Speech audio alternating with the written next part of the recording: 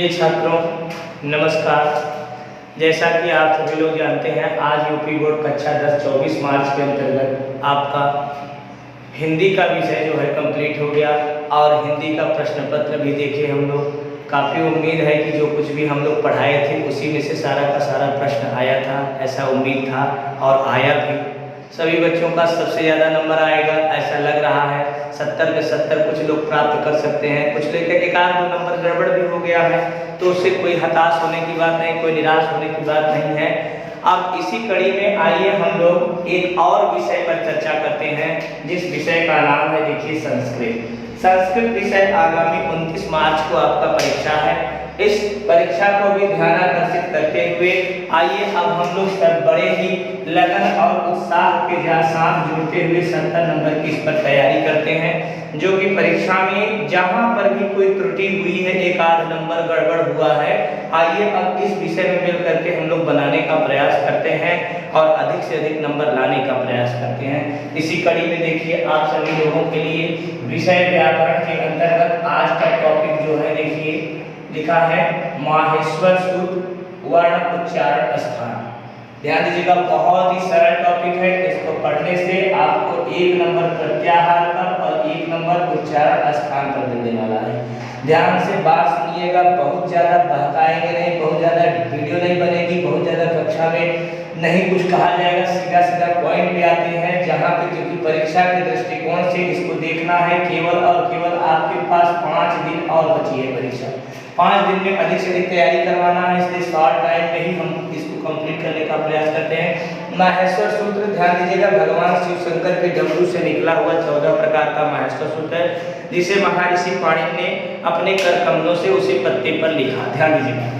अब इन 14 सूत्रों का देखिए क्रम इस प्रकार है। पहला है अ ई उड़ ऋ ऋक ए ओंग ऐ औच है वरट लड़ य मंगणनम झभय घड़धस जब गणदस ख फ छ ठ थ च ट त कपय सस सर और हर। ये 14 प्रकार के माहेश्वर सूत्र हैं। ठीक, आप इन 14 प्रकार के माहेश्वर सूत्रों को आपको याद ही करना पड़ेगा, बिना याद किए कुछ होने वाला है नहीं।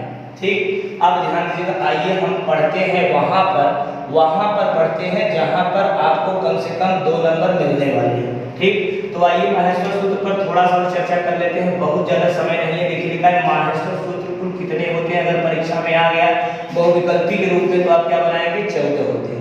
माहेश्वर सूत्रों की संख्या कुल कितनी है, 14। देखिए आयु से लेकर के हल तक में कुल कितने वर्ण कितने सूत्र हैं, 14 सूत्र। इन 14 सूत्रों को लिखा किसने, तो आप बताएंगे महर्षि पाणिनि ने। अब आइए देखते हैं, लिखा है प्रत्याहार का अर्थ। अब यहीं से देखिए आपको 1 नंबर मिलने वाला है। ये प्रत्याहार टॉपिक ही आपको 1 नंबर दिलाने का प्रयास करेगा। ये प्रत्याहार है क्या, तो देखिए लिखा है प्रत्याहार का मतलब होता है संक्षिप्त कथन। संक्षिप्त कथन का मतलब यह है कि बहुत से सूत्रों के संकलन को 2 अक्षरों में जोड़ करके उनकी सारी प्रवृत्तियां निकाल देना ही संक्षिप्त कथन है। देखिए जैसे लिखा है कि महर्षि पाणिनि के कुल 14 सूत्र से ही प्रत्याहार का निर्माण हुआ है। महर्षि पाणिनि ने ये जो 14 प्रकार के सूत्रों का संकलन प्रस्तुत किया है, इन्हीं 14 प्रकार के सूत्रों के संकलन से ही प्रत्याहार का क्या होता है, निर्माण होता है। बहुत ही सरल है, ध्यान दीजिएगा। आगे लिखा है प्रत्येक प्रत्याहार में कुल 2 वर्ण होते हैं। वर्ण का मतलब होता है अक्षर। प्रत्येक प्रत्याहार में केवल और केवल 2 वर्ण होते हैं। जैसे देखिए लिखा है अक। अक में देखिए यहाँ ये अक आया कैसे, सबसे बड़ी बात यही है कि इसको जानना जरूरी है, आखिर अक आया कैसे। तो हम जाएंगे सूत्र में, ये सूत्र आपको याद करना है। अगर आप प्रत्याहार का वर्ण बनाएंगे, प्रत्याहार में कौन कौन से वर्ण हैं, अगर ये निकालना चाहेंगे आप, तो सबसे पहले ध्यान दीजिएगा आपको ये सूत्र में याद करना पड़ेगा। जैसे देखिए लिखा है अयु ऋ ऋ ए ओम ऐ औ, ये तमाम प्रकार के कुछ 14 सूत्र हैं। इन्हीं 14 सूत्रों के अंतर्गत देखिए एक अक बना है। अक का मतलब क्या है, बहुत कुछ खास नहीं है। ये देखिए अ और ये क, ये दोनों अक्षर इसी सूत्र में से ही लिखे जाते हैं। अब जैसे देखिए अ, ये देखिए अ बना, मैं यहाँ पे आपको लिख करके समझा दे रहा हूँ, बहुत ही सरल है। देखिए अ हो गया, अब यहाँ देखिए क है। अब क है, क इसमें से खोजिए कहाँ है, तो इसमें देखिए नहीं है, फिर इसमें ये देखिए क मिल गया, तो इसी को मिला करके पूरा क्या बन गया, अक। अब ये क्या हो गया प्रत्याहार। अभी आपने पढ़ा था कि प्रत्याहार कैसे बनता है, तो आप कहेंगे दो अक्षरों को जोड़ने से प्रत्याहार बनता है। और दो अक्षर कहाँ से जुड़ेंगे, वर्तमान भूत भविष्य, और ये तमाम पर दुनिया से क्वेश्चन नहीं आएगा, ध्यान दियो। जो भी अक्षर जुड़ेगा वो अक्षर यही से जुड़ेगा, इसी सूत्र में से ही दो अक्षर लगाएंगे, ठीक। तो आइए देखते हैं, देखिए पहला अ मिल गया यहाँ पहले में, और तीसरे दूसरे सूत्र के अंतिम में देखिए क मिला, दोनों को मिला करके अक प्रत्याहार बना दिया गया। अब प्रत्याहार क्या है, आप मत घबराइएगा, ये सब नहीं आएगा परीक्षा में, आप सिर्फ इतना जानते रहिए कि प्रत्याहार बनते कैसा है। तो आप कहेंगे कि पहला अक्षर है जगह दो वर्णों के मिलने से प्रत्याहार बन रहा है माहेश्वर सूत्र के अकॉर्डिंग, ठीक। उसके साथ साथ जो है ये जो पहला अक्षर है इन 14 प्रकार के सूत्रों में से कहीं से भी रखा जाएगा, लेकिन ये अंतिम वाला जो अक्षर होगा याद रखिएगा, ये अंतिम अक्षर हमेशा इन 14 प्रकार के अंतिम अक्षरों में से ही रखा जाएगा। जैसे ड़ हुआ, क हुआ, न हुआ, छ हुआ, ट हुआ, ड़ म य स व य र ल, ये जो है अंतिम, ये ध्यान दीजिएगा प्रत्याहार बनाते समय दो वर्णों का इस्तेमाल किया जाता है, और दो वर्णों के इस्तेमाल में अंतिम वाला अक्षर हमेशा सूत्रों के किसी न किसी सूत्र के अंतिम वाला भाग ही होता है, और ये जो पहला वाला होता है अक्षर ये किसी सूत्र के अंतिम के पहले से कहीं से लिया जाएगा, ध्यान दीजिएगा। अब ध्यान दीजिए, तो इन दोनों को मिला करके कुल कितना बना, देखिए अक, अ और क। कह रहा है कि अक प्रत्याहार के अंतर्गत आने वाले वर्ण, ऐसे परीक्षा में आएगा, अब तो प्रत्याहार के अंतर्गत आने वाले वर्ण लिखिए। तो आप माहेश्वर सूत्र दिमाग में रखे रहेंगे और लिखेंगे अ ई उ री, और उसके बाद हो गया लरी। आप ध्यान दीजिएगा, ऐसे न लिख करके हम आपको पूरा लिखवा दे रहे हैं ताकि आपको समझ में आए। जैसे देखिए यहाँ से लेकर यहाँ तक लिखना है, तो हम लिख दिए अ ई उ, और उसके बाद उ के बाद देखिए यहाँ पे अड़ा भी लिख दिए, और उसके बाद देखिए री लरी क। अब ये क तक इसीलिए जाएंगे क्योंकि यहाँ पे है क, ठीक। अब ध्यान दीजिएगा, महर्षि पाणिनि जिन्होंने इस सूत्रों को लिखा था, इन सूत्रों में उन्होंने एक विधान बनाया। उस विधान में उन्होंने यह बताया कि जब भी हम किसी प्रत्याहार का वर्ण लिखेंगे, उसकी वर्ण की तारतम्यता को लिखेंगे, तो अंतिम वाले अक्षर को छोड़ देंगे, जहां जिसमें भी कोई अंतिम अक्षर आएगा उसे छोड़ देंगे। तो ध्यान दीजिएगा, ये अ से लेकर के तक क तक में दो अंतिम अक्षर आया था, तो वादे के मुताबिक और महर्षि पाणिनि के आदेश के मुताबिक ये अंतिम वाले अक्षर को हम नहीं लिखेंगे। अब देखिए बन गया अ ई उ री री। तो अक प्रत्याहार के अंतर्गत आने वाले वर्ण कितने हुए, यही आपको लिखना था। अक में आने वाले वर्ण जो हैं अ ई उ री री, इतना ही लिखना था। अब आइए थोड़ा सा और समझ लेते हैं। जैसे देखिए लिखा है अड़ प्रत्याहार पूछेगा, ध्यान दीजिएगा, प्रश्न परीक्षा में आएगा कि अड़ प्रत्याहार के अंतर्गत आने वाले वर्ण कौन कौन से हैं। तो हम सबसे पहले अपने दिमाग में लगाएंगे अड़ प्रत्याहार में आते कौन से, अड़ कहाँ से है, तो अ ई उ ड़। आप ये भी जानते रहिएगा कि जो अंतिम वाला प्रत्याहार का अक्षर होगा, चाहे ये हो गया, ये हो गया, ये हो गया, जो कोई भी अंतिम वाला अक्षर है वो हमेशा अंतिम वाले सूत्र से ही होगा। अब देखिए लिखा है क्या अड़, अ, ये देखिए अड़, तो अड़ लिख दिए। अब देखिए कह रहा है अड़ प्रत्याहार के अंतर्गत आने वाले वर्ण, तो अ यहाँ हो गया, अड़ यहाँ हो गया, तो हम लिखेंगे अ ई उ। अब अड़ तो लिखेंगे नहीं क्योंकि महर्षि पाणिनि ने वैसे ही आदेश दिया है कि अड़ लिखना नहीं है, इसलिए हम लोग देखिए नहीं लिखे हैं। तो देखिए फाइनल क्या हुआ, अब अड़ प्रत्याहार के अंतर्गत आने वाले वर्ण हुए अ ई उ, ठीक। अब ध्यान दीजिएगा, एक देखिए अ ई उ यहाँ तक भी हो सकता है, री री ए उंग आई औ है लड़, एक देखिए ड़ यहाँ तक भी आया, तो हम चाहे यहीं तक लिख करके रुक सकते हैं, और चाहे अड़ प्रत्याहार के अंतर्गत आने वाले जैसे देखिए लिखा है अ ई उ अड़ नहीं लिखेंगे, री री क नहीं लिखेंगे, ए ओ नहीं लिखेंगे, आई औ च नहीं लिखेंगे, ह य व र लेकिन ट नहीं लिखेंगे, क्योंकि पाणिनि का आदेश है कि अंतिम अक्षर नहीं लिखा जाता जब प्रत्याहार का वर्ण बनाया जाता है, ठीक है। तो देखिए लड़ का ड़ जो है यहाँ पे ड़ साइलेंट हो गया, आप यहाँ तक आए, तो वही देखिए पूरा बताया अ ई उ री री ए ओ आई औ ह य व र ल, ये देखिए ल, लेकिन ड़ नहीं लिखे, ट नहीं लिखे, च नहीं लिखे, न नहीं लिखे, क नहीं लिखे और ड़ नहीं लिखे। अब ध्यान दीजिएगा, ये हो गया आपका।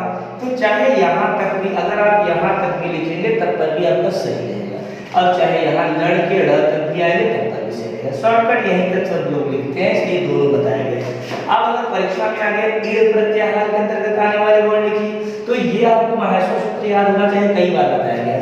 तो देखिए ई यहाँ है, अड़ यहाँ है, तो ई हो गया और ऊ हो गया, ये दोनों हो गए इड़ प्रत्याहार।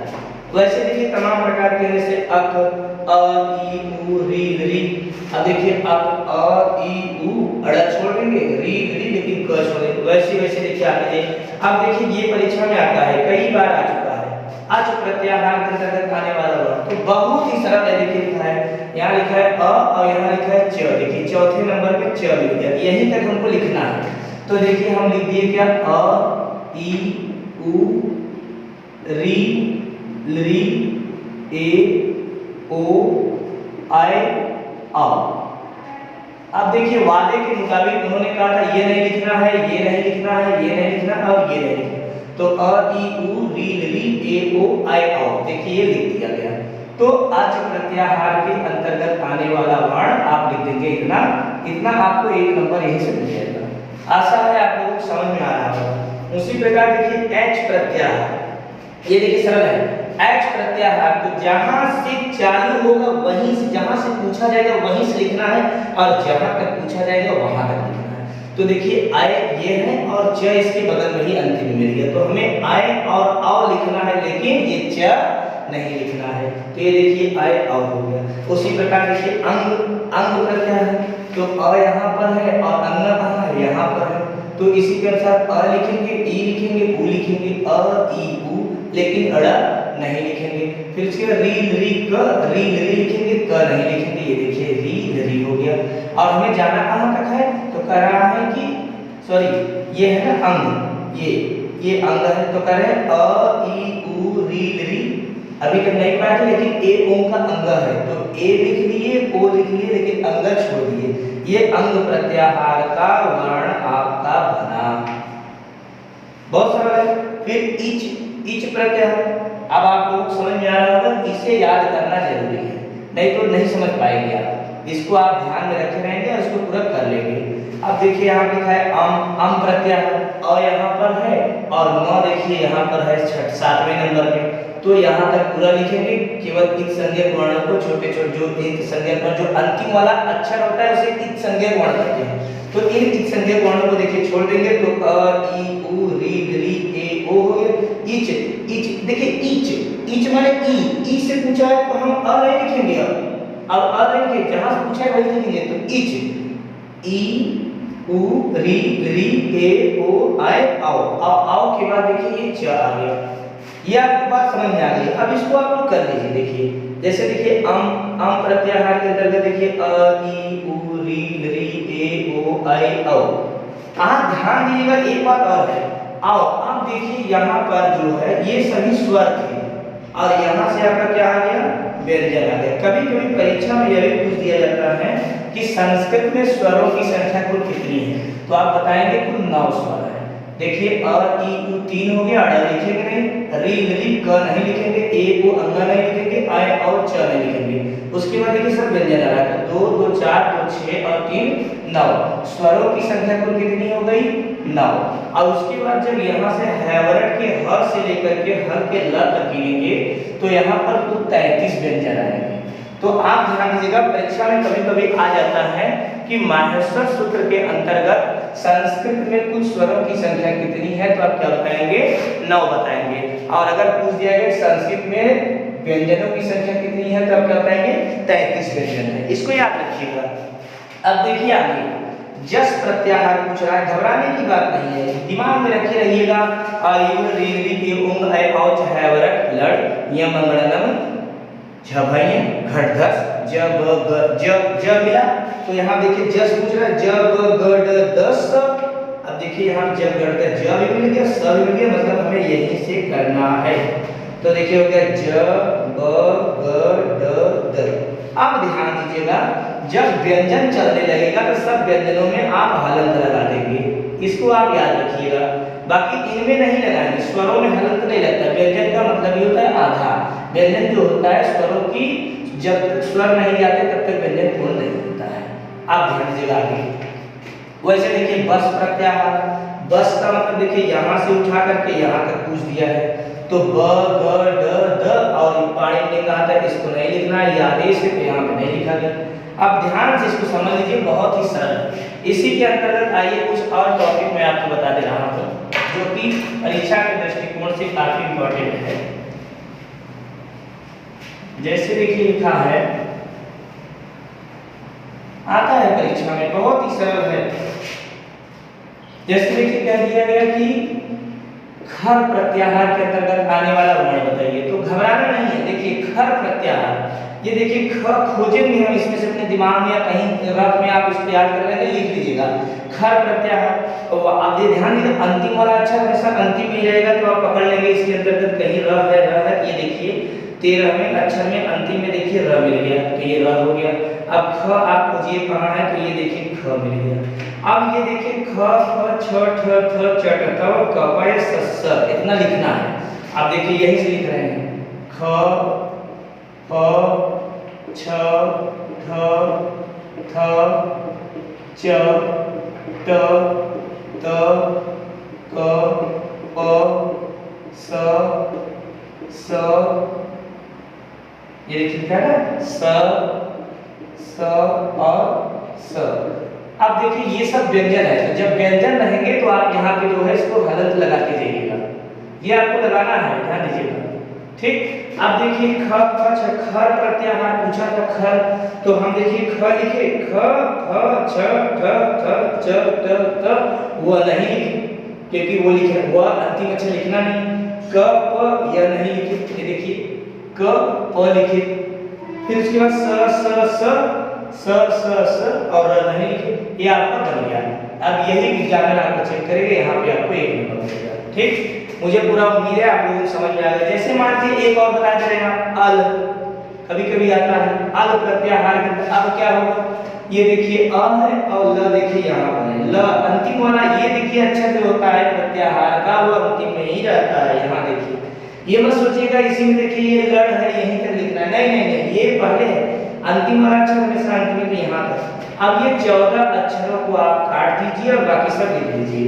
जैसे देखिए अ ई उ और अड़ा काट दिए, फिर उसके बाद री ली क छोड़ दिए, फिर ए ओम अंग छोड़ दिए, आय औ च छोड़ दिए, ह य व र ट नहीं लिखेंगे, ल, और इसको ऐसे करके जाइएगा जहां व्यंजन रहेगा, फिर य म अंग ड़ न म नहीं लिखेंगे, झ भ घ ध ध ज ब ग ड द ख फ छ थ थ च त त क प स स ह। अब देखिए ये अंतिम अक्षर नहीं लिखे, ये आपका अल प्रत्याहार है। अब जहां से व्यंजन है वहां से आप इसको हलंत कर दीजिएगा, क्योंकि इनका मतलब ये होता है आधा। बात समझ में आ रही है आप लोगों को, ये देखिए। ठीक, ये आपका अल प्रत्याहार हो गया, बहुत ही सरल है। अब देखिए जैसे एक हो गया झस प्रत्याहार, झस, ये आपको समझा रहे हैं केवल झस प्रत्याहार। जैसे देखिए लिखा है झस प्रत्याहार, अब देखिए झ भ य, ये देखिए झ मिल गया, और बड़ा सा है तो बड़ा सा हम खोजेंगे, ये देखिए मिला। अब इसी के अकॉर्डिंग पूरा हम लिख लेंगे। देखिए झ भ, अब ये य लिखे नहीं लिखेंगे, अब देखिए घ ध ध, फिर ज ब ग ड द, अब सा आगे छोड़ देंगे। ये आपका प्रत्याहार, मुझे पूरा उम्मीद है आप लोगों को प्रत्याहार समझ में आ गया होगा। अब आइए आप लोगों को एक नए टॉपिक से जोड़ते हैं जिसका नाम है वर्ण उच्चारण स्थान। ये देखिए वर्ण उच्चारण स्थान, वर्ण उच्चारण स्थान का मतलब यह होता है कि जितने भी अक्षर हैं, जितने भी वर्ण हैं, सब वर्ण मुख के किस भाग से निकलते हैं, क्योंकि मुख में बहुत से भाग होते हैं, जैसे जिह्वा हुई, जिह्वा मतलब जीभ हुआ, दंत मतलब दांत हुआ, ओष्ठ मतलब ओठ हुआ, होठ हुआ, है ना, ताल, मूर्धा, कंठ, ये तमाम प्रकार की जो चीजें हैं, यहाँ से वर्ण उच्चारण होता है। आइए देखते हैं कौन सा वर्ण मुख के किस भाग से निकलता है। कभी भूलने वाला न हो, कभी स्थिति, इसके आधार पर देखिए कुछ सूत्र बताए जा रहे हैं। इन सूत्रों को अगर आप याद कर ले रहे हैं, हालांकि परीक्षा के समय में सूत्र कम ही याद होता है, फिर भी पूरा उम्मीद है कि आप लोग पढ़ेंगे। जैसे देखिए लिखा है कौन सा वर्ण कहाँ से निकल रहा है, ये भी परीक्षा में आता है। तो जैसे देखिए लिखा है अकु विसर्जनीयानाम कंठ, ये पहला सूत्र है। देखिए लिखा है अकुह विसर्जनीयानाम कंठ, कंठ माने क्या होता है, गला। अब देखिए अ का मतलब हो गया अ, और कु का मतलब हो गया क से लेकर के अंग तक। ये देखिए शॉर्टकट है, अ का मतलब अ, कु का मतलब क ख ग घ अंग, और विसर्ज का मतलब होता है, आप देखिए अ कु हो गया, ये ह, हल वाला ह, और उसके बाद विसर्ज मतलब विसर्ग, ये विसर्ग को भी ह का हम बोध कराते हैं। तो देखिए अ क ख ग घ अंग ह और विसर्ग, ये सब कहाँ से निकलते हैं, गले से। अगर आप शॉर्टकट याद कर रहेंगे अकु विसर्जनीयानाम कंठ, तो आपको पता चल जाएगा अ का मतलब अ, कु का मतलब क ख ग घ अंग, और ह का मतलब ह, और विसर्ग मतलब विसर्ग। ये सभी देखिए 1 2 3 4 5 6 7 8, ये आठों अक्षर कहाँ से निकलेंगे, तो आप तुरंत बताइएगा गले से निकलता है। ठीक, अब दूसरा सूत्र देखिए आया इचु य सानाम ताल, इचु य सानाम ताल, ई का मतलब ई, चू का मतलब च छ ज झ य, और बड़ा स, ये देखिए सब कहाँ से निकल रहे हैं, ताल से। ताल जो होता है ये जो है कि ऊपर रहता है, जीभ के ऊपर। अब देखिए ऋतु साणाम मूर्धा, ऋषि मतलब ऋषि वाला री, और तू का मतलब समझ जाइए आप लोग च छ ज झ अड़, और देखिए र, और खटोर वाला सा जो होता है मूर्धन्य सा मोटा सा, ये सब मूर्धा। ये मूर्धा क्या है, जो जिह्वा के थोड़ी सी पीछे ललरी लटकी रहती है, उसी को मूर्धा कहते हैं। ठीक, उसके बाद देखिए लिखा है ललितुल सानाम दंता, लरी मतलब लरी, तू का मतलब आप समझते हैं तथा दर न, और उसके बाद यहाँ पर एक डिस्ट्रिक्ट हो गया, यहाँ पर ल भी रहेगा, और उसके बाद छोटा सा, ये सब कहाँ से निकलेंगे, दंत से निकलेंगे। अब देखिए अगला लिखा है उपपदवा नियानाम ओष्ठ। अब उ प फ, उ माने प फ ब भ म, और उ, ये सब कहाँ से निकलेंगे, ओष्ठ से निकलेंगे। विद्यार्थियों यहाँ पर भी बहुत सी हैं, लेकिन इसको आप मत पढ़िए, परीक्षा बहुत नजदीक है, इसको छोड़िए, जाने दीजिए, यहाँ पर आप मत पढ़िए, इतना ही केवल पढ़े रहिए। 2-3 जो केवल सूत्र याद है, क्योंकि अभी आपको परीक्षा देना है। तो अकु विसर्जनीयानाम कंठ, इचु सानाम ताल, ऋतु सानाम मूर्धा, ऋतु सानाम दंता, उपपदवा नियानाम ओष्ठ, ये पांचों आप पढ़ लीजिए, इसी के अकॉर्डिंग आपसे पूछा जाएगा। और कैसे पूछा जाएगा, कैसे हम लिखेंगे परीक्षा में, आइए इसको देखते हैं। जैसे देखिए प्रश्न परीक्षा में आएगा, मैं बता दे रहा हूँ प्रश्न कैसे परीक्षा में आएगा, बहुत ही सरल है। परीक्षा में देखिए प्रश्न आएंगे कि निम्नलिखित, ध्यान दीजिएगा,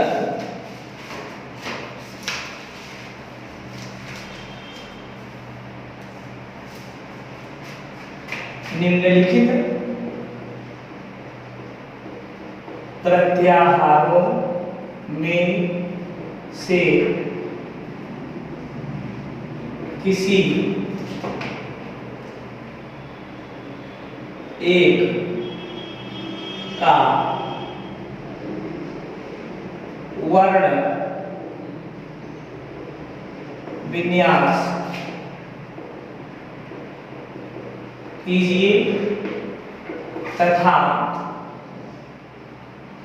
किसी एक वर्ण का उच्चारण स्थान लिखिए। ठीक, तो आप क्या लिख देंगे, अब उसमें देखिए एक भी पूछ सकता है, दो भी पूछेगा, आप एक पूछेगा एक लिखिए, दो पूछेगा दो लिखिए।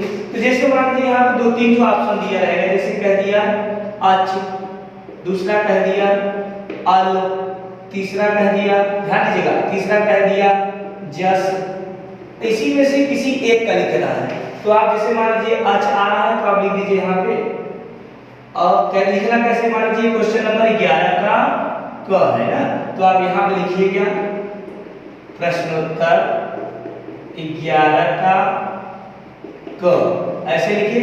क का कौन सा कार्य है, पहला, तो यहाँ आप लिख दीजिए पहला, यहाँ काला पेन से आप लिख दीजिए अच, और इसका पूरा क्या लिखना है, पहले प्रत्याहार का वर्ण विन्यास करना है। मैंने कौन कौन से इसके अंतर्गत वर्ण आ रहे हैं, तो लिख देंगे अ, सूत्र के ध्यान से, ई उ री लरी ए ओ आई आओ। ध्यान रखिएगा कि संज्ञक वर्ण जो अंतिम है उनको छोड़ना पड़ेगा। ये आपका हो गया, ध्यान दीजिएगा। अब इसके बाद कह रहा है कि इन्हीं में से किसी एक का उच्चारण स्थान लीजिए, किसी एक वर्ण का उच्चारण स्थान लीजिए। तो देखिए ध्यान से, अगर अ आया है तो आपको याद होगा अकु विसर्जनीय नाम कंठ, अ उ माने क ख ग घ अंग, और विसर्ग कहां से आता है, कंठ से आता है। अगर आपको ई लिखना है, ई का उच्चारण करना है, तो आपको याद है यहाँ से इचु ऐसा नामताल, ई च छ ज झ य य स। ध्यान दीजिएगा, ये दो सूत्र अगर आप केवल याद कर लेते हैं, अकु विसर्जनीय नाम कंठ, इचु ऐसा नामताल, तो इसी के आधार पर भी आपके बहुत से देखिए 2 2 4 2 6 2 8 2 वर्ण देखिए मिल जा रहे हैं। तो इसके आधार पर भी आप आराम से अगर 2 भी पढ़ ले रहे हैं तब पर भी काम हो जाएगा। अब इसमें से किसी एक का उच्चारण स्थान लिखना है आपको, तो ये देखिए अ हो गया, अ का लिख दीजिए, यहाँ पे लिख दीजिए आप अ, और यहाँ पे लिख दीजिए क्या, ये देखिए कंठ है, आप लिख देंगे क्या, कंठ, फर्स्ट स्टेप में आप गला। अब एग्जाम्पल क्या करेगा, यहाँ पे आपको 1 नंबर, यहाँ पे आपको 1 नंबर। ये आपका टॉपिक हुआ पूरा। उम्मीद है, पूरी गारंटी है कि आप लोगों को समझ में आया होगा। परीक्षा 29 तारीख की परीक्षा में ये 2 नंबर का प्रश्न आपका छूटना नहीं चाहिए। अगली वीडियो में जल्द से जल्द हम लोग कोई नए टॉपिक को लेकर के अभी 2-3 घंटे में जुड़ जाएंगे आप लोगों। तब तक के लिए आप सभी विद्यार्थियों को धन्यवाद।